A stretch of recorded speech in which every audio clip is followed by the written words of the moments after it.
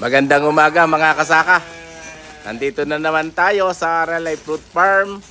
At ipakikita ko naman sa inyo kung paano ko mag-prepare ng mga pagkain para sa ating mga alagang baka at tupa.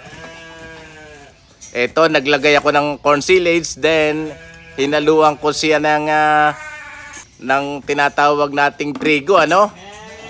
Yan, nilagyan din natin ng asin. At saka molasses, ano? Yan, para masarap naman ang kanilang kain, ano? At ang molasses din ay pampadagdag ng energy ng ating mga alaga. Tapos hahaluin nating mabuti, ha?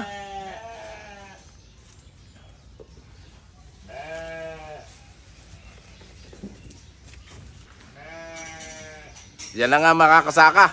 Ready na siya para ipakain sa ating mga alagang mga